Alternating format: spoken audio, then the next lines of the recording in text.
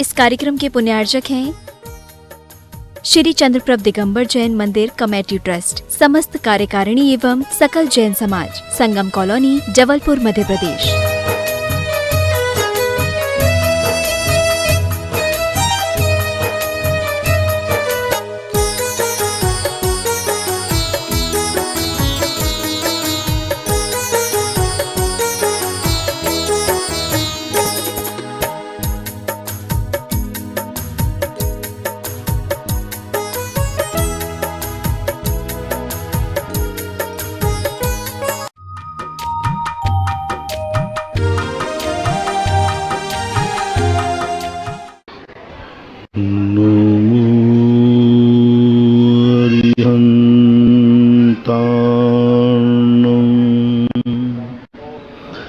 नमो सिद्धार्णं नमो आयर्याणं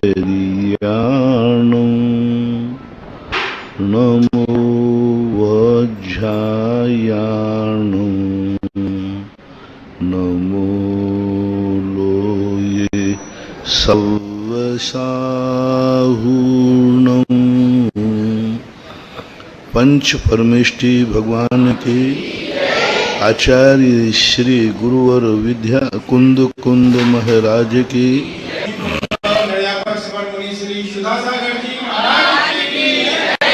परम पूज्य मुनि श्री पूज्य सागर जी महाराज की जय।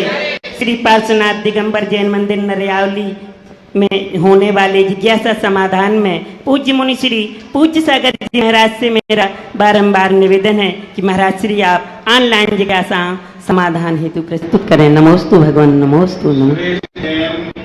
बेंगलोर पूज्य गुरुदेव के चरणों में बारंबार नमोस्तु।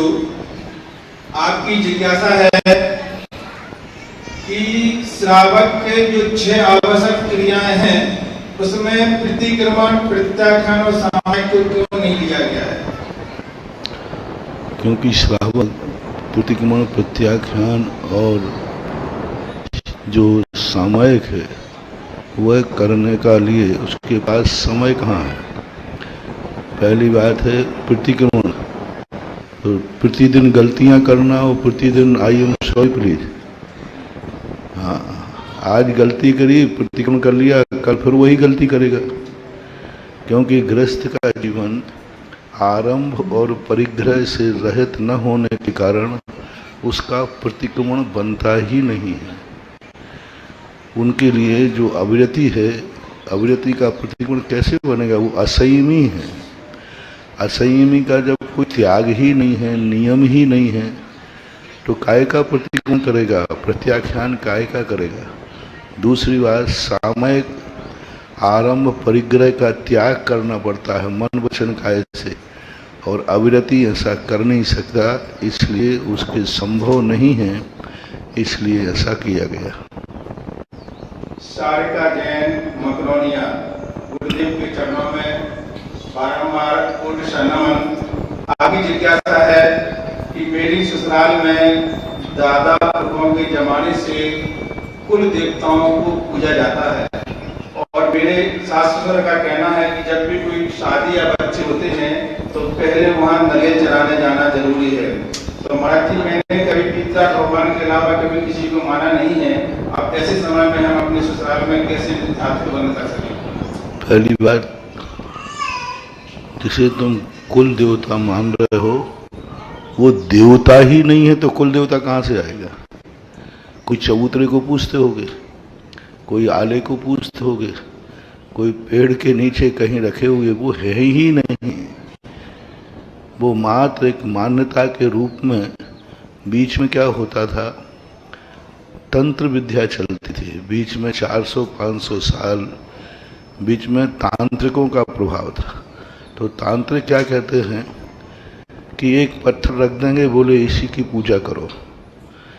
तंत्र विद्या में टोटका होता है, जैसे टोटका कहते हैं, तो ये टोटका के रूप में एक पत्थर रखा दिया, एक चबूतरा बनाकर पत्थर रख देना, उसी की पूजा करना।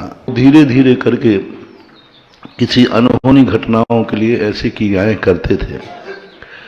तो वो चबूतरे हैं, वो देवता है ही नहीं, कहीं भी किसी भी दर्शन काल में जिनको तुम कुल देवता मानते वो है ही नहीं। पूज्यवर यतिवृषभ आचार्य महाराज ने 2000 वर्ष पहले त्रिलोपरणति में कुल देवता जिनेन्द्र देव को ही कहा है। हमारे पूर्वज जैन थे और जिनेन्द्र को ही मानते थे, इसलिए तुम्हारे कुल देवता भी जिनेन्द्र हैं और आराध्य देवता भी जिनेन्द्र हैं। इसलिए नाम आगम में ये शब्द आया। देवता जब जन्म लेते हैं स्वर्गों में तो कुछ मिथ्या दृष्टि देवता वहां ये मान के पूजा करते हैं कि इस विमान में जन्म लेने वाले को इस देवता को मानना पड़ता है, तो वो कुल देवता है। और सच्चा जो श्रावक होता है वो कहता है यही सच्चे देव हैं, इसलिए मैं इनको मानता हूं, तो वो आराध्य देव है। जो इन्हीं भगवानों को ये मान के माने कि हमारे पूर्वज, हमारे जो जितने लोग हैं इस मंदिर में आते थे तो हम भी इसी मंदिर में जाएंगे, हमारे पूर्वज इन्हीं भगवान को मानते तो हम भी मानेंगे, तो ये कुल देवता हो गया। और जो सम्यक दृष्टि होते वो कहते नहीं, मेरे पूर्वज मानते थे इसलिए नहीं मान रहा हूं, यही सच्चे देव हैं इसलिए मान रहा हूं। अंतर आ गया ना। पहले वाले में सच्चे खोटे का नहीं है, उसमें किस लिए मान रहा है कि हमारे पूर्वज इसको मानते थे तो मैं मान रहा हूं। और जो सम्यक दृष्टि वो क्या कहेगा, यही सच्चे देव हैं सो हमारे पूर्वज मानते थे, मैं पूर्वज मानते इसलिए नहीं मान रहा हूं, यही जिनेन्द्र देव सच्चे देव हैं इसलिए मैं इनकी पूजा कर रहा हूं। सम्यक दृष्टि है। तो कुल देवता हमेशा ये ध्यान रखना, जो आप लोग जिन्हें कुल देवता कह रहे हैं वो देवता ही नहीं है। कुल देवता तुम्हारी मूर्खता है, मूर्खता है, अज्ञानता है। ऐसा नहीं करना चाहिए। ससुराल में जाना है तो अपने ससुर साहब को ही मान लो कुल देवता, अगर हम तुम्हारी पूजा कर रहे तो अच्छा है।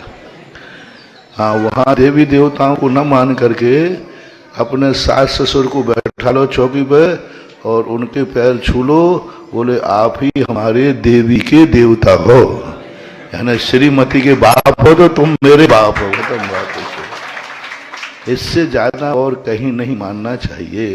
बीसी जैन, नई दिल्ली। पूज्य गुरुदेव के चरणों में कोटिशा नमन। आपकी जिज्ञासा है महाराज जी, मैंने अपने स्वास्थ्य के लाभ के लिए पार्श्वनाथ भगवान की 11 माला 11 दिन तक फिरने का नियम लिया था और गिनती के लिए हमने लोगों को लक्ष्य लिया था।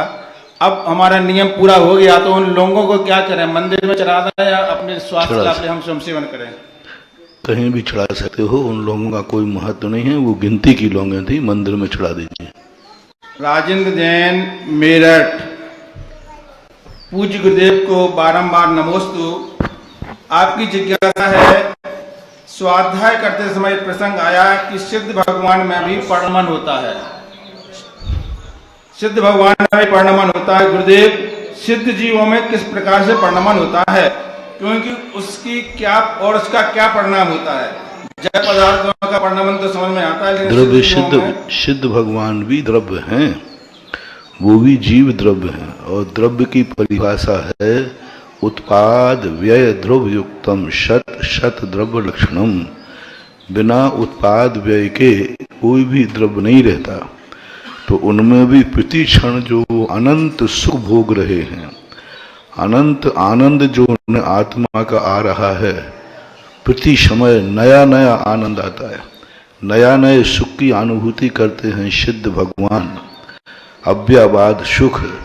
तो वो जो सुख की अनुभूति हो रही है, प्रति क्षण उनके अविभागी प्रतिषेध पर्याय रूप धारण करते हैं और वो नष्ट होते हैं।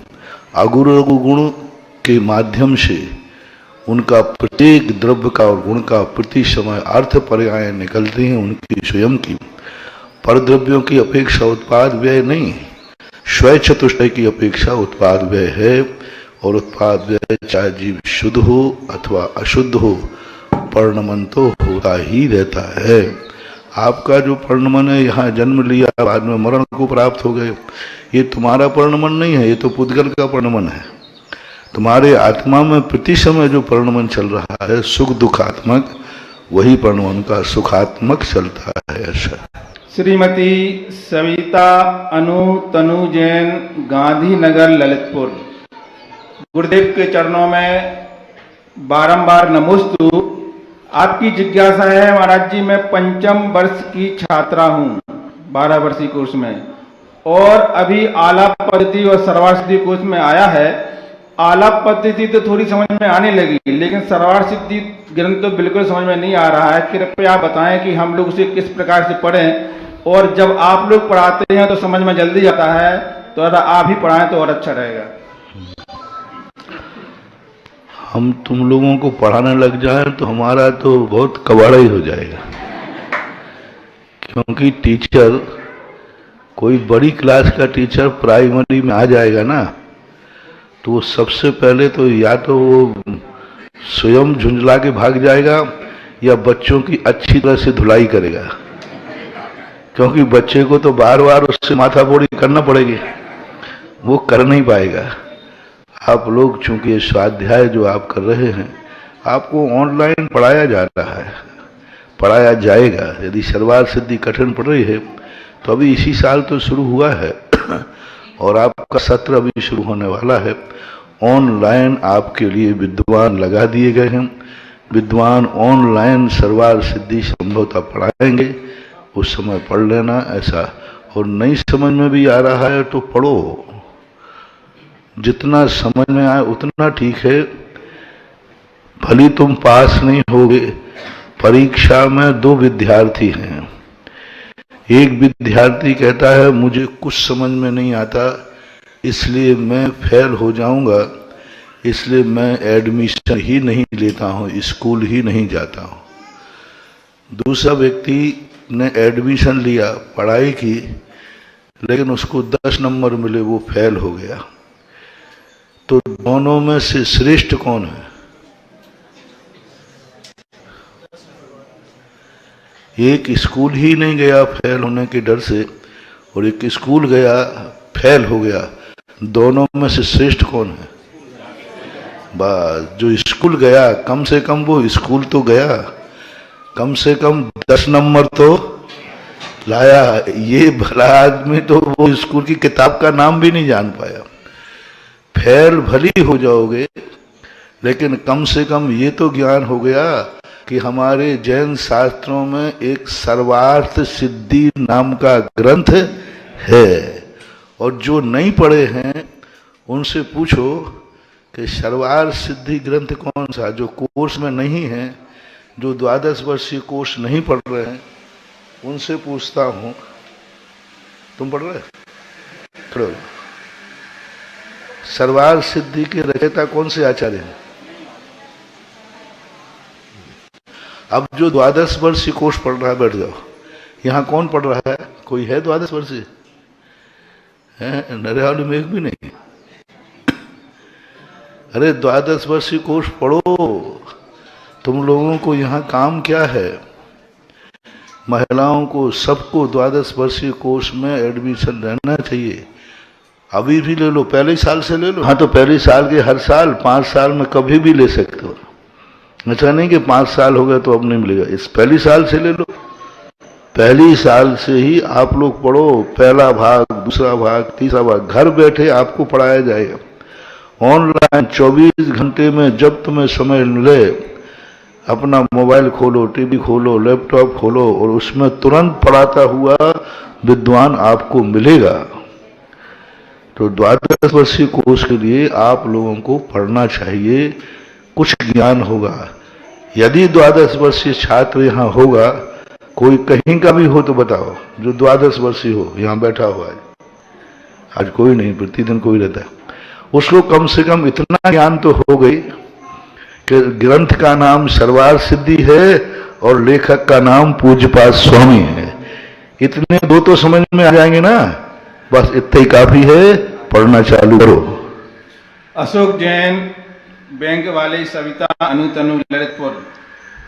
आपकी जिज्ञासा है, पूज्य गुरुदेव को कोटि सा नमन। 5म काल में अवधि ज्ञान की उत्पत्ति संभव है या नहीं? अवधि ज्ञान के द्वारा विग्रह गति में गमन करने वाली आत्मा देखी जा सकती है क्या? क्या देखी जाती है? विग्रह गति में गमन करने वाली जो आत्मा है वह अवधि ज्ञान के द्वारा देख सकते हैं क्या? पंचम काल में अवधि ज्ञान का निषेध नहीं है, बल्कि कुछ मुनिराजों को अवधि ज्ञान का उल्लेख आगम में मिलता है। 500 साल के बाद कोई ना कोई एक अवधि ज्ञानी मुनिराज होते हैं, और पंचम काल के अंत में एक वीरांगज नाम के मुनिराज होंगे, उनको अवधि ज्ञान प्रकट होगा, लेकिन बहुत थोड़े काल के लिए। जब उनका मरण का समय आ जाएगा, तब उनकी आयु 3 दिन शेष रहेगी, तब उनको अवधि ज्ञान प्रकट होगा। इसलिए निषेध तो नहीं कह सकते। अवधि ज्ञान से डायरेक्ट जीव को नहीं जान सकते, लेकिन विग्रह गति के जीव को जान सकते हैं, क्योंकि कार्मण का योग वहाँ विद्यमान है, और कार्मण का योग जो है वो पौद्गलिक है, पुद्गल अवधि ज्ञान का विषय है, अथवा अर्थात वो कार्मण का योग के माध्यम से विग्रह गति के जीव को अनुमान से जान सकते हैं। अभिराज जैन तारादेही, गुरुदेव के चरणों में बारंबार नमोस्तु। आपकी जिज्ञासा है कि जो किसी हमारे जीवन में बुरा या दुर्घटना घटित होती है वह मेरे भाग से होती है, कर्मों का फल है? दोनों होती है। घटना का समय जो दुख होगा वो तो कर्म का उदय आएगा ही, लेकिन असावधानी से कर्म की उदीर्णा होती है। असावधानी, जैसे अभी यदि अपन लोग खुली हवा में बैठ जाएं तो गर्मी कम लगेगी कि नहीं, और नीचे बैठ गए तो कर्म की उदीर्णा हो गई। द्रव्य क्षेत्र काल भव भाव से कर्मों की उदीर्णा होती है। इसलिए जो भी दुर्घटनाएं होती हैं असावधानी से होती हैं, असावधानी से कर्म की उदीर्णा होती है। चाहे तो वो बच सकता था। आरसी जैन, जयपुर, गुरुदेव को बारंबार नमोस्तु। आपकी जिज्ञासा है, वेदी में पर्याप्त जगह है तो क्या एक सिंहासन पर 2 भगवान को विराजमान करना सही है क्या? ठीक नहीं है, आगम सम्मत नहीं है एक सिंहासन पर, लेकिन वेदी पर ही एक ही भगवान होना चाहिए। वेदी ही सिंहासन है, लेकिन अब करें क्या? लोग भगवान को बैठाने में बहुत धर्म समझ रहे हैं, पूजा करने में नहीं है। नरियावली की वेदियों में भी शायद इतने भगवान हैं कि इतने शायद यहाँ अभिषेक करने वाले नहीं होंगे, मेरा ऐसा अनुमान है। भगवान जितनी संख्या है इतने कम से अभिषेक करने वाले तो हों, तो ये गलत होता है। भगवान मंदिरों में, वेदियों में गरिमापूर्ण बैठना चाहिए। एक वेदी पर एक ही भगवान का स्थान होना चाहिए। तो इस प्रकार अब तो वेदियों में इतना हो जाते हैं कि पीछे वाले भगवान तो कैसे बैठते हैं आगे साथ, तो ठीक नहीं है, अच्छा नहीं है। भगवान को बढ़ाने की अपेक्षा भगवान की भक्ति बढ़ाएंगे तो हमारा बेड़ा पार होगा। भगवान तो बाजार में गए 5,000 7,000 के लाए और बैठा दिया, अब उनकी व्यवस्था कौन करेगा? क्या उनकी उतनी अच्छी व्यवस्था हो पाएगी? विचार करना चाहिए। श्रीमती पिंकी जैन, बंटी जैन, साहिल जैन, मरावड़ा, मुनि संघ के चरणों में कोटशा नमन। आपकी जिज्ञासा है, जब कोई मुनिराज जी या आर का किसी बीमार ग्रस्त को या दुखी व्यक्ति को संबोधन करते हैं तो उस समय उस जीव का ऐसा कैसा पुण्य होता होगा कि उनके लिए मुनिराज जी या आर का संबोधन करने आ रहे हैं, और उस संबोधन से उन मुनिराज आर का को पुण्य लगता है क्या? पुण्य और पाप के लिए संबोधन नहीं किया जाता। संबोधन उस जीव के उद्धार के लिए किया जाता है। ये मान के संबोधन कहें कि मैं प्रवचन इसलिए करूं कि प्रवचन करने से मुझे पुण्य बंद होगा, तो वो प्रवचन नहीं माना जाएगा, वो तो व्यापार हो गया। प्रवचन किया जाता है पुण्यात्मा जीवों के उद्धार के लिए, इसका कल्याण हो। अभी रास्ते में रहली पटना के पास पटनागंज पड़ा, वहाँ एक दादाजी थे, बहुत मुनि भक्त थे। मुनियों की उन्होंने बहुत सेवा की है, समाज में बहुत अच्छा स्थान रखते थे। उनकी अंतिम स्थिति चल रही थी, अब वहाँ मैं शाम को पहुँचा तो होश में थे। उन्होंने कहा मेरी अंतिम इच्छा है कि मैं मुनिराज के दर्शन करके अपना शरीर छोड़ूं, और मेरी कोई इच्छा नहीं है। जब ये इच्छा उनकी अंतिम बताई गई, मैं उनके शाम को प्रवेश था, मैं उनके घर गया। वो नीचे नहीं आ सकते थे, उठा नहीं सकते थे, स्ट्रक्चर से तकलीफ थी।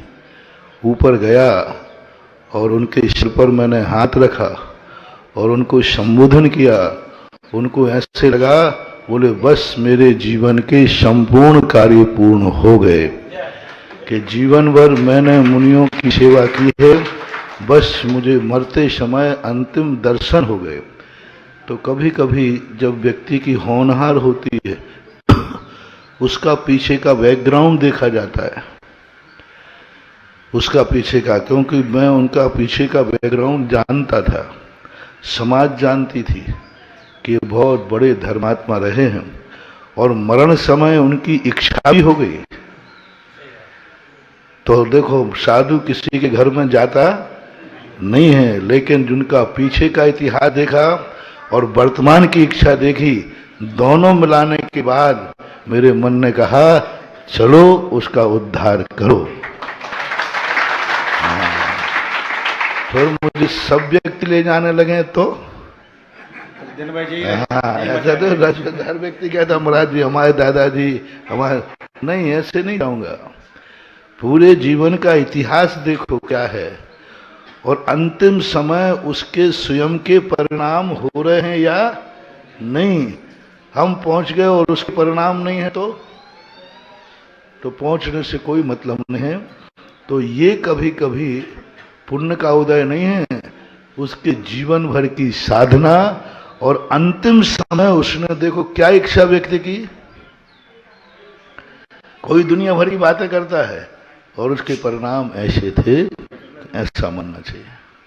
शुभ्रा जैन तेल वाले सुनो, गुरुदेव के चरणों में कोटि कोटि नमन।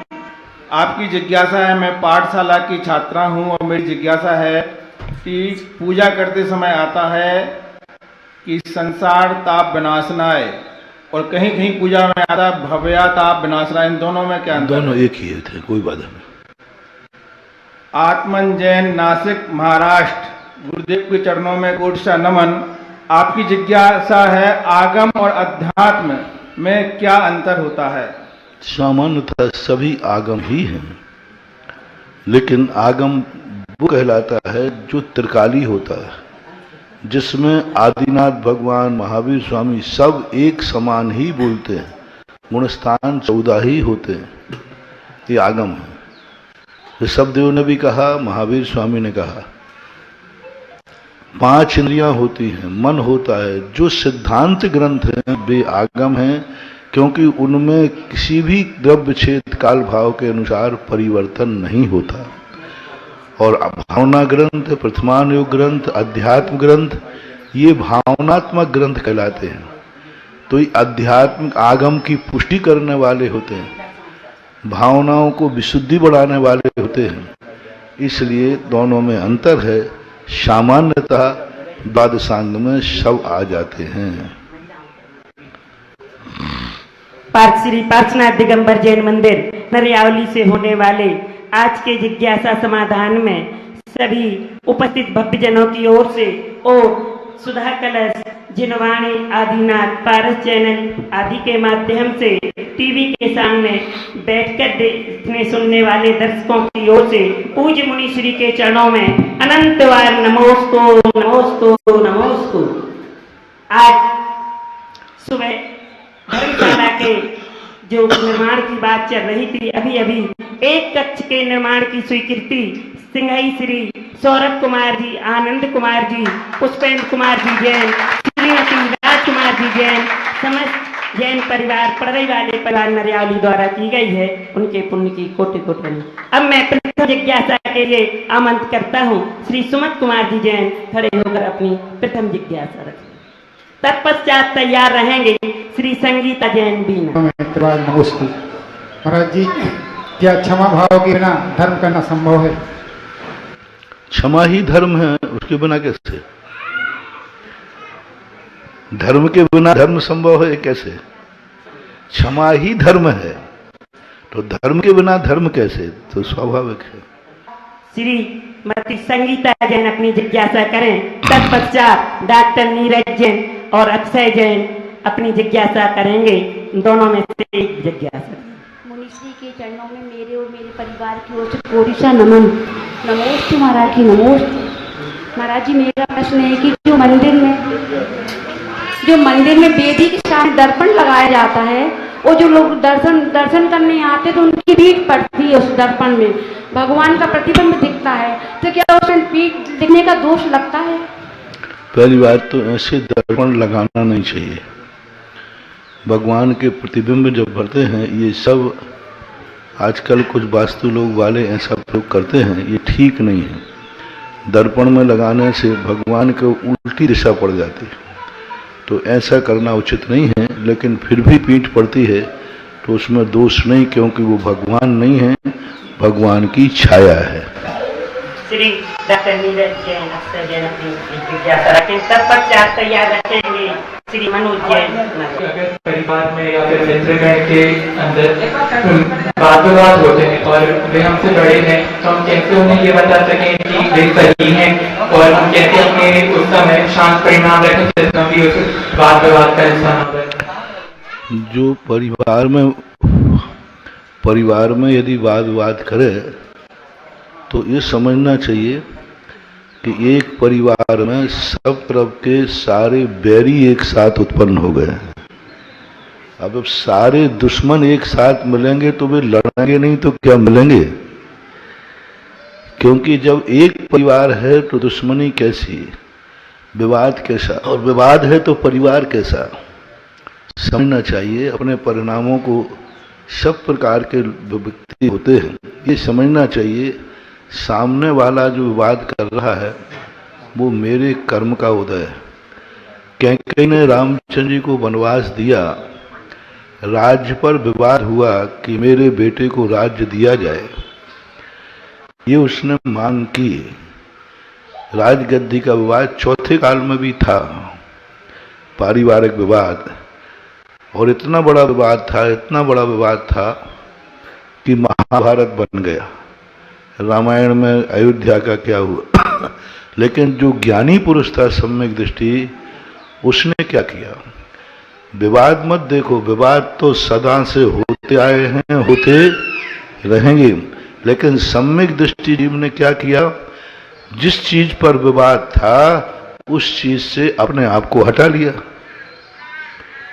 विवाद अयोध्या की गद्दी पे है ना, कि कहीं कह रहे मेरे बेटे भरत को मिलना चाहिए, ठीक है, अयोध्या के कारण से विवाद हो रहा है, मैं अयोध्या की गद्दी का त्याग करता हूं, विवाद खत्म की रहेगा है बस। तो विवाद खत्म करने का एक ही तरीका है, जिस चीज पर विवाद है उस चीज के लिए अपने आप को दूर कर लेना चाहिए, यही शांति का कारण है। अब दोनों अज्ञानी मिले तो फिर विसंवाद होना संभव है। नयनधरा अपनी जिज्ञासा रखेंगे, पुष्पेंजन साथ में खड़े हो जाएंगे, संक्षिप्त अपनी जिज्ञासा रखेंगे। उसके पश्चात जगत पूज्य मणिपुर श्री महाराज के चरणों में सेवा दिगंबर जैन सागर जी की ओर से कोटि कोटि नमोस्तु नमोस्तु नमोस्तु। हे भगवान, जब साधक दिशा में किया गया पुरुषार्थ और भाग्य दोनों साथ ना दे रहे हो, तब व्यक्ति को क्या करना चाहिए? भाग्य और पुरुषार्थ दोनों साथ चलें तो काम बिगड़ता नहीं है। भाग्य और पुरुषार्थ कभी कभी विपरीत हो जाते हैं। पूंजी है नहीं, लेकिन कमाने की ताकत बहुत है, बुद्धि बहुत है, पुरुषार्थ बहुत है।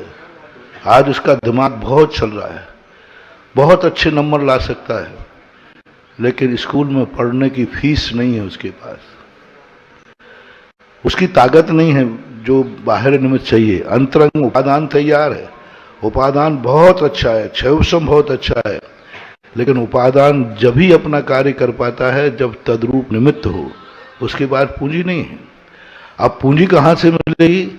तो अतीत का जो पुरुषार्थ है, अतीत की हुई पूंजी जब हो तब वर्तमान का पुरुषार्थ काम करता है।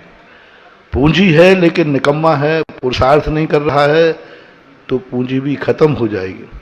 पूंजी नहीं है, पुरुषार्थ कर रहा है, तो वो सिर से पहाड़ फोड़ रहा है।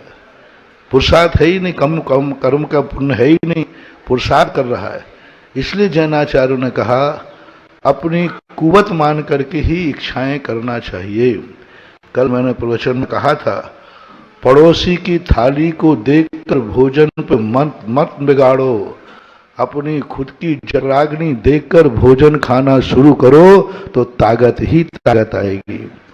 पड़ोसी जो खा रहा है वह मैं खाऊंगा तो या तो दस्त लगेगा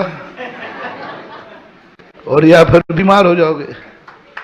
और तो इसलिए अपनी खुद की जठराग्नि देखो, मुझे क्या पच सकता है। स्वयं जठराग्नि के अनुसार सूखी रोटी भी फायदेमंद है। दूसरे की थाली देख करके पकवान भी हमारे लिए नुकसान दायक हो सकते हैं। तो इसलिए अब जितना किस्मत भाग होता है तदरूप पुरुषार्थ करने पर हमें संतोष प्राप्त होता है। श्रीमती शशि प्रभा जैन जिज्ञासा रखेंगे। तत्पश्चात श्रीमती अंजना जैन नरियावली तैयार रहेंगे।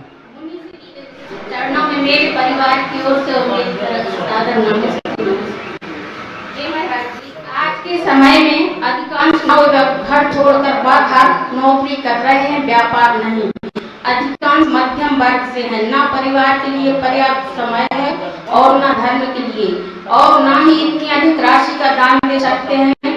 उनको धर्म से जोड़ने के लिए क्या बेहतर उपाय? सबसे पहली बात यह है कि वो बाहर नौकरी करने जा रहे हैं, तो पढ़ाने वाला वो है कि पढ़ाने वाले माँ बाप हैं? जब बाहर पढ़ाया है तो बाहर नौकरी करेगा। नरियावली तक पढ़ाते तो नरियावली में रहता, बाहर पढ़ाओगे तो बाहर पढ़ेगा तो बाहर नौकरी करेगा। हायर एजुकेशन पढ़ाते समय सोचना चाहिए कि इतनी ऊंची पढ़ाई करने के बाद फिर वो व्यापार में नहीं आ सकता, क्योंकि उसने जिस ढंग की पढ़ाई की है उस ढंग का उसके घर का व्यापार। एक इंजीनियर पढ़ा व्यक्ति, अब इंजीनियर पढ़ने के बाद उससे कहो कि वो आपकी दुकान पे बैठे तो वो कहेगा मेरा मन ही नहीं लगेगा, मैंने तो इंजीनियर पढ़ी है। अब पीएमटी डॉक्टर करने वाला बायोलॉजी पढ़ा हुआ है, अब बायोलॉजी पढ़ने वाले से किसी को व्यापार की बात करो तो वो व्यापार कर ही नहीं दे।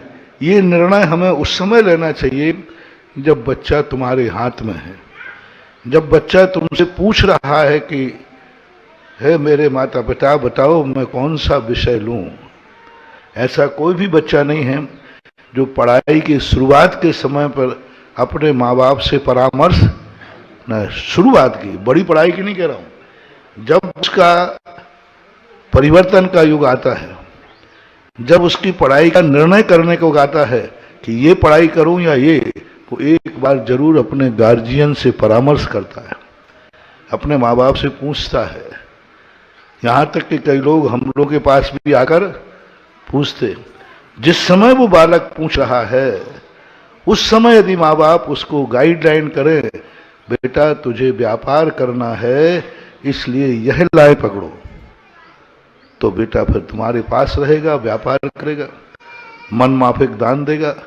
नौकरी करने वाला तो गिन के नोट मिलते हैं तो गिन कर की रोटियां मिलेंगी, क्योंकि उसका जीवन तो फिक्स है, इतना वेतन आना है, वो उसको पूरे महीने में डिवाइड कर देता है। वो कहां से क्या कर पाएगा? व्यापारी का जीवन जो होता है वह गिनकर नहीं, कभी ऐसा आ जाए कि 1 रुपया नहीं बचे और कभी भाव बढ़ जाए तो बल्ले बल्ले, हाँ अच्छा हो जाता है। तो कभी उतार चढ़ाव चलता है। व्यापारी एक जुआड़ी के समान होता है, जैसे जुआड़ी कभी हार जाता है और कभी तो उसमें कभी अच्छे बुरे काम सब कर लेता है। तो श्रेष्ठ तो यही है कि जैनी को व्यापार की तरफ ध्यान देना चाहिए। बड़ी नौकरी की अपेक्षा छोटा व्यापार श्रेष्ठ है। मीना जैन शिक्षिका, उसके पश्चात तैयार रहेंगी अच्छो जैन नरियावली। अच्छो जैन नरियावली। गुरुवार मेरी जिज्ञासा है, सिद्धचक्र महामंडल विधान में इंद्र इंद्राणी बनने में क्या पुण्य मिलता है? सबसे बड़े कुछ विधान ऐसे होते हैं जिनसे मिलता भी है, साथ में नकारात्मक दृष्टि जो होती है वह खत्म होती है। जो हमारे जीवन में बाधक तत्व हैं, असातादि कर्म हैं, उनका क्षय ज्यादा होता है, क्योंकि सिद्ध का जो स्वरूप है वो सूर्य और मंगल ग्रह के स्वामी होते हैं। उनका कलर जो होता है वह लाल होता है, और सिद्ध भगवान का बीजाक्षर ह्रीम है। ये सारी चीजों से ये लगता है कि ये सारी चीजें उन तत्वों को नाश करती हैं जो हमारे बाधक तत्व हैं। तो सिद्ध चक्र मंडल विधान का सबसे बड़ा स्वरूप सिद्धों का बाधक तत्वों का अभाव, जो हमारे कार्य में बाधक बनते हैं, जो हम नहीं चाहते हैं वो हमारे जीवन में घटित होता है। ऐसे वो वातावरण, ऐसा पुण्यबंध बनाते हैं जिससे हमारे जीवन में विपरीत वातावरण नहीं बनता। जैसे मैना सुंदरी ने सिद्ध चक्र मंडल विधान को क्यों सुना? अरहत चक्र कर देते, कल्पद्रुम कर लेते? नहीं, क्योंकि वहां पर कोढ़ था, जो अनिष्ट था। अनिष्ट का निवारण करने के लिए सबसे ज्यादा सक्षम यदि कोई शक्ति है पंच परमेष्ठी में तो सिद्ध भगवान है।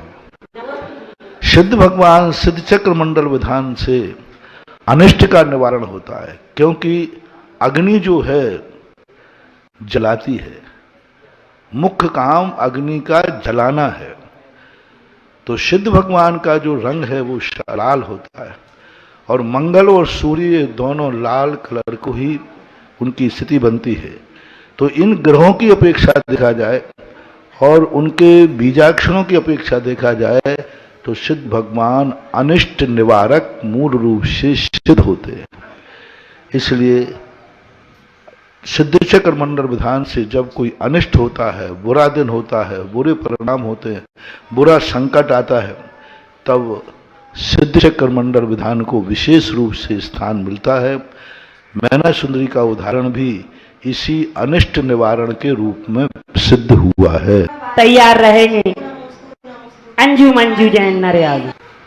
महाराज जी, मेरी ये शंका है कि अभिषेक के पश्चात भगवान को सिंहासन से उठाया भी नहीं जाता है और अधूरा लेने लगते हैं, तो उससे क्या पाप? गलत है, बहुत गलत है, बहुत दोष है। अपना हाथ का स्पर्श किया हुआ जल भगवान अभी वहां बैठे हैं तो उनको स्पर्श करेगा तो दोष लगेगा। श्रीमती अंजू मंजू जैन। ये है, मैं देव नित अरहंत चाहूं, सिद्ध का सुमरन करूं। मैं देव, अरहंत और सिद्ध भगवान का। मैं शुर गुरु मुनि तीन पद, मैं शुर गुरु मुनि तीन पद। शुर गुरु यानी जो देवताओं के भी गुरु हैं, ऐसे मुनि तीन पद, अरहंत, आचार्य, उपाध्याय और साधु। साधु पद हृदय, ये तीन साधुओं को, पहले तो आया है मुनि तीन पद, तीन यानी मुनि तीन पद धारण कर सकते हैं, मुनि पद रहते हुए साधु, उपाध्याय और आचार्य, इन तीनों को एक साधु पद हृदय धरूं। हम अपने साधु पद को हृदय, लक्ष्य क्या रखूं? तीन पदों को तो मैं नमस्कार करूं, तीन पद हैं, उनमें जो साधु पद है उसको हृदय धरूं, क्योंकि साधु पद से ही सल्लेखना होती है। हमारे सरकार का समाधान है जो माताओं को, बहनों को गर्भ उपाधि दी गई है, मगर गर्भगृह में जाने के लिए क्यों मना है? गर्भगृह में तुम्हारे ऊपर संदेह है, विकल्प है, क्योंकि तुम्हारी मर्यादाएं विपरीत हो सकती हैं। नारी पर्याय की कुछ समस्याएं ऐसी हैं जिन समस्याओं को खुद ही समझें कि आपकी नारी पर्याय तुम्हारे खुद के हाथ में नहीं है। यदि किसी नारी को यदि कोई छूट दे दी जाए तो सभी महिलाएं जाएंगी, और हमारे सामने कई लोग प्रायश्चित लेने आते हैं कि महाराज हमारे लिए मंदिर में मेरी अशुद्धि हो गई। मैंने क्यों? बोले मालूम ही नहीं चला। तो कम से कम ऐसी अशुद्धि गर्भालय में ना हो जाए, क्योंकि वो मूल गर्भगृह है, तो उसमें मंदिर का भी अतिशय खत्म होगा और तुम्हारे लिए भी बहुत बड़ा दोष लगेगा। दूसरी वृद्ध आदि महिलाएं वहां जाती हैं, तो ऐसा तो नहीं लिख सकते वहां वृद्ध महिलाओं को छूट है, तो फिर ये निर्णय होगा कि वृद्ध की उम्र क्या लिखी जाए। दूसरी बात है, आपकी शारीरिक स्थितियों में ऐसा होता है, स्नान आदि प्रतिदिन महिलाएं अपने सिर से स्नान करती हैं या नहीं? चुप क्यों बैठे हो? चुप लो, बोलो ना। फिर कैसे गर्भालय में जाने की छूट दे दें? तो कुछ पर्यायगत ऐसी परिस्थितियां हैं, आपको ये बंदेज नहीं मानना चाहिए, पक्षपात नहीं मानना चाहिए, ये आपके लिए हितकारी है, इसलिए गर्भालय में प्रवेश नहीं करना चाहिए। गर्भालय अलग चीज है और गर्भ अलग चीज है। श्रीमती मीना सतीश जैन नरियाली अपनी जिज्ञासा प्रस्तुत करें। तत्पश्चात श्रीमती शालिनी जैन मंडी बामौरा तैयार रहेंगे। परम पूज्य मुनिन्द्र के चरणों में मेरा और मेरे परिवार की ओर से बारंबार नमोस्तु नमोस्तु नमोस्तु। मुनिवर, मेरा प्रश्न है कि मैं मंदिर जी में जैन देव की दर्शन प्रतिदिन करती हूँ एवं अतिशय क्षेत्र और सिद्ध क्षेत्रों के भी प्रतिदिन ध्यान के माध्यम से दर्शन करती हूँ, परंतु ऐसी कैसी विशुद्धि करें कि मुझे मूर्ति में मूर्तिमान नजर आ जाए। तो आपकी तत्व दृष्टि और स्वाध्याय के ऊपर आधारित है। आप जितना आपका स्वाध्याय होगा, आप उस निमित्त से उतना लाभ ले सकते हैं, इसके आप स्वाध्याय शुरू करें। श्रीमती शालिनी जैन मंडी बामौरा तत्पश्चात तैयार रहेंगी श्रीमती अंजना संजय जैन नरे। के चरणों में बारंबार नमोस्तु। महाराज श्री सबको नहीं, अपनी आत्मा को साधने में साधना है क्या? आत्मा को साधने में साधना है ही, लेकिन उस आत्मा की साधना के लिए सबको साधना पड़ता है। यदि हमें स्वयं शांति से बैठना है तो पहले घर में जितने लोग हैं उनको शांति से बैठाना पड़ेगा, तो हम उनको शांति से नहीं बैठा रहे हैं, हमें शांति चाहिए इसलिए उनको शांत कर रहे हैं। तो आत्मा की आराधना के लिए हमें परमात्मा की सिद्धि करना पड़ती है, तभी हमारी सिद्धि हो पाती है। श्रीमती अंजना जैन अपनी जिज्ञासा करें। तपस्या प्रदीप जैन जड़ुआ केरा अपनी जिज्ञासा रखें। मुंशी के चरणों में मेरे और मेरे परिवार की तरफ से बारंबार नमोस्तु नमोस्तु नमोस्तु। मुनि श्री, मेरी जिज्ञासा है कि क्या निज निवास में मंदिर रखना चाहिए? यदि किसी कारणवश है तो आगे क्या करें? देखो, मंदिर रखने में मैंने कहा ना, अग्नि को इतने पास मत रखो कि कभी वह तुम्हारे लिए नुकसानदायक हो जाए। अग्नि को इतने दूर मत रखो कि उसका प्रकाश भी तुम्हारे पास दीपक है। दीपक को इतने पास मत रखो कि कभी झोंका आ जाए तो उसी से तुम्हारे लिए नुकसान हो जाए। इतने दूर भी मत रखो कि उसका प्रकाश भी तुम्हें न मिल पाए। आज मंदिरों को देखो, नरियावली हम एक दो बार और पहले आए।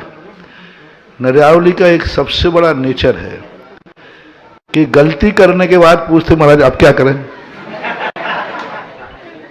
पहले नहीं पूछते कि हम क्या करें, क्या कह रहा हूं, पहले पूछते नहीं क्या करूं, अब पूछते महाराज जी अब मुझे अभी मंदिर चेक करा रहे थे, अब मैं क्या बताऊं, इतनी गलतियां कर बैठे हो, पहले इस मंदिर में इतनी गलतियां नहीं थी। बहुत अच्छा मंदिर था ये, बहुत अच्छा मंदिर था, अच्छी समाज थी, अच्छा स्थान था। अब आप लोग इतनी गलतियों पे गलतियां करते जा रहे हो, फिर पूछते महाराज जी अब मैं क्या करूं। अब देखो, ये भगवान बैठे ना, कौन से भगवान है, अब ये भगवान आप यहाँ लाके बैठा दिए। अब देखो, ये माथे पे जो भीम पड़ा है ना, इतनी बड़ी मूर्ति, अरे बड़े भगवान बैठा ले, अरे बड़े भगवान बैठाना तो बड़ा घर तो बना भाई। अब देखो, वो मूर्ति का माथा इस भीम से टकरा रहा है, अब बैठाने वाले का माथा चकराएगा और भगवान का भी माथा चकराएगा, उसमें जो एनर्जी आना चाहिए। अब इतनी बड़ी मूर्ति बैठा दी, अब ये ज्ञान तुम्हें नहीं था कि हमारे मंदिर की छत की हाइट क्या है वहां कितनी बड़ी मूर्ति, हर चीज का नाप है महानुभाव। कितना गर्भालय हो तो फिर उसका दरवाजा कितना हो, उसका साल कितनी हो, उसका चौक कितना हो, उसके बाद उसका बरामदा कितना हो, उसका श्रृंगार चौकी कितनी, सबके नाप दिए हैं। अब तो मात्र एक बड़ी मूर्ति का लोभ करके और ले आते हो। अब देखो सारी चीजें यहाँ, पहले तो यहाँ बड़ी मूर्ति नहीं थी ना, उस हिसाब से मंदिर बना था।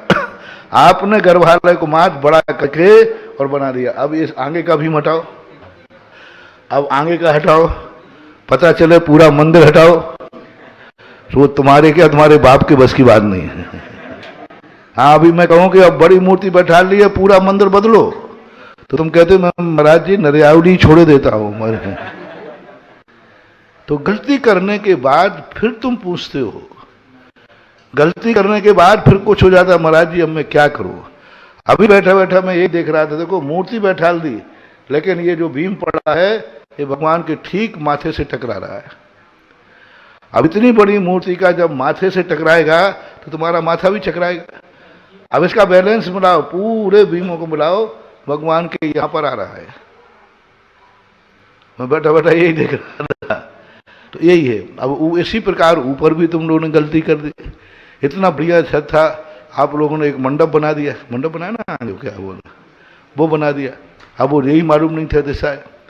बाजार में सस्ता माल मिला, चलो लेके डाल लो।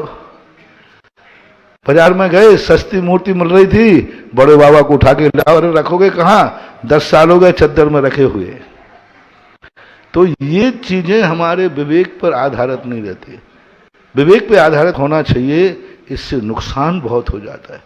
आप चाहते हैं फायदा, मैंने बड़ी मूर्ति बैठा दी, फिर कल के दिन जब नुकसान होगा तो कहना महाराज जी जब से हमने मूर्ति बैठा ली है तब से हमारा तो बदनाम किसको कर रहे हो तुम, फिर किसको करोगे, भगवान को बदनाम करेंगे। अब अपनी गलती नहीं करेंगे कि मैंने भगवान को गलत स्थान पर बैठा दिया, ऐसा नहीं करना चाहिए। तो कोई जानकार लोगों से गलती करने के पहले यदि समझ लिया जाए तो फिर ये समस्या आएगी ही। अब गलती करने के बाद अब बताओ तुमने, अब ये भी कहोगे पूरा मंदिर महाराज जी ने देख लिया था, अब मुझे भी आप लपेट में ले रहे हो। अब बोलो मैं क्या निर्णय दूं इसको, मूर्ति को देख करके माथे पे आ रहा है, अब मैं क्या निर्णय दूं, तुम्हारे अनुसार दवाई लिखूं कि मैं रोग के अनुसार दवाई लिखूं। तुम्हारे अनुसार दवाई क्या है मालूम, महाराज आप तो करो सब अच्छा है, जो हमने किया है उस पर आपकी मोहर लगा दो, बस इतना सा करो आप। हो मैं मोहर लगाने वाला नहीं। अब इसका आप बताओ मैं क्या निर्णय दूं। इतनी बड़ी मूर्ति बैठा दी और पूरा ये माथा टकरा रहा है। अब तुम कहो महाराज जी मैं इस बांडे को ऊंचा कर दूंगा, इसको ऊंचा करोगे तो वो नीचा हो जाएगा, फिर उसको नीचा करो, ऊंचा करो, तो फिर पता चला पूरा मंदिर। अब एक गलती ने कितनी समस्याएं पैदा कर दी। एक गलती है, एक गलती है कि आप बड़ी मूर्ति यहां विराजमान की, अब उस गलती के कारण से इतना बड़ी रिक्स हो गई कि अब पूरा मंदिर परिवर्तित किए बिना आप ये गलती सुधार ही नहीं सकते, और पुराना मंदिर है। तो इन सब चीजों पर गलती करने के पहले घरों में मंदिर बैठालते हो नहीं बैठालना चाहिए। बैठाल दिया है तो अब उसका एक ही उपाय है, किसी पंचायती मंदिर से सलाह परामर्श करके भगवान को सम्मान उन पंचायती मंदिरों में भेज दीजिए, यही उपाय है। श्री प्रदीप कुमार जी जैन जड़ुआ के अपनी जिज्ञासा प्रस्तुत करें, जिसके पश्चात आराधना जैन नमोस्तु हे मुनिवर, कर्म चेतना, कर्म फल चेतना और ज्ञान चेतना इन किन जीवों में पाई जाती?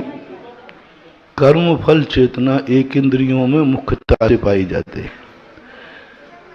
कर्म चेतना 2 इंद्रिय से लेकर के सभी संसारी प्राणियों में पाई जाती है।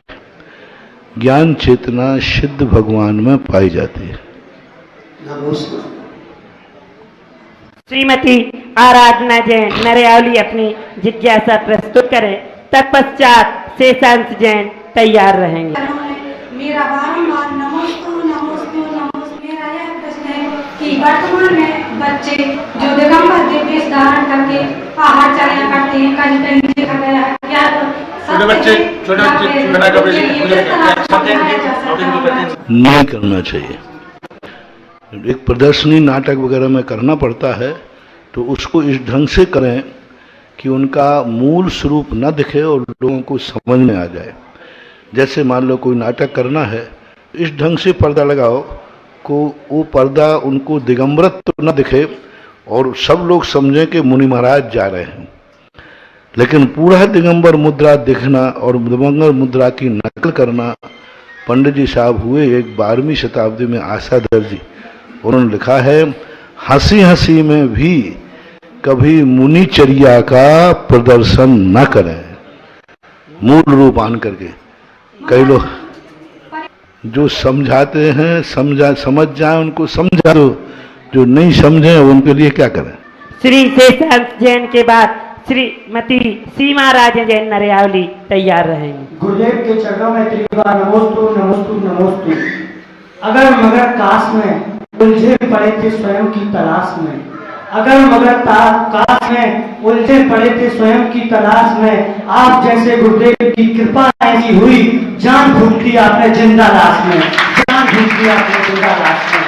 गुरुदेव मेरी जिज्ञासा है कि जिस तरह जल में रहकर कमल जल से हीन रहता है, उस प्रकार हम कर्मों से हीन कैसे रहें? कृपया जिज्ञासा का समाधान करें।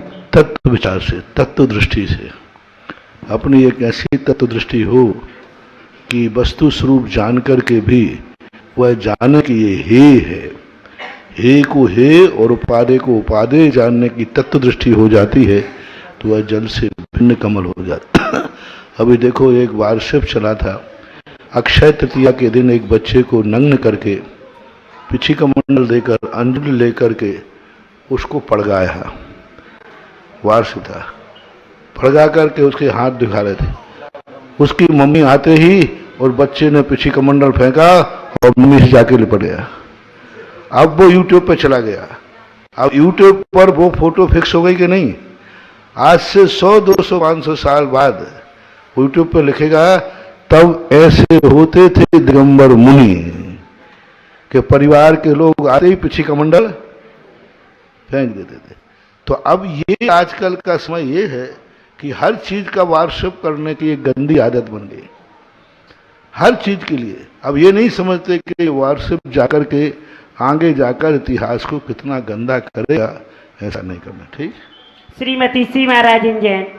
भगवान की कितनी दूर से दर्शन कर सकती है और गर्भवती महिला 9 महीने दुनिया से पूजा कर सकती है। कम से कम 5 हाथ दूर, ये सबसे कम से कम दूर कहा है। फिर भी कम से कम 2-3 हाथ तो होना ही चाहिए। गर्भवती महिला पूजा आराम से आखिरी दिन तक कर सकती है, धुली हुई द्रव्य से, जैसे भी द्रव्य से, कोई बाधा नहीं। शास्त्रों में ऐसा वर्णन है कि अच्छी गर्भवती माताएं प्रतिदिन भगवान का विधान करती हैं 9 महीने तक अष्टद्रव्य से। जिस दिन बालक को जन्म देना है उस दिन महाविधान करके उस समय इस प्रकार की परिणति कोई बाधा नहीं कर सकती। हाँ, मुख्य इंद्र वगैरह नहीं बनेगी, विधान में इंद्रादिक नहीं बन सकती, क्योंकि वहाँ इंद्र की स्थापना होती है इसमें। महाराज जी, मेरी भी एक जिज्ञासा है, जब दिव्य ध्वनि खिंचती है भगवान की, तो ओंकार में ध्वनि अर्धमागधी भाषा एक ही है या मतलब? नहीं, ओंकार ध्वनि भगवान की नहीं खुलती, मेघ गर्जन के समान कहा। ओम शब्द नहीं बोलते भगवान। अपन लोगों ने ऐसा सुना, जैसे देखो मैं बोलता हूं तो मैं ओम नहीं बोलो,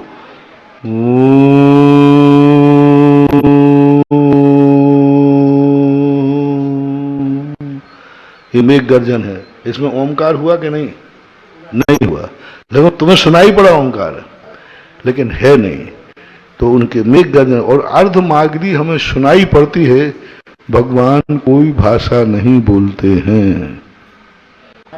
अर्धमागधी, अर्धमागधी तो इसलिए कहते हैं कि भगवान की जो वाणी है 1 योजन तक स्वयं सुनाई पड़ती है। 1 योजन के बाद मागध जाति के देव माइक लगा करके उनको आगे बढ़ाते हैं। जैसे हम बिना माइक के बोलें तो इतने लोगों को समझ में आएगा, और माइक लगा दें तो पीछे वालों को भी, तो वो अर्ध मागधी देव वाणी को आगे भेजते हैं, इसलिए उन्हें मागधी भाषा बोलते हैं।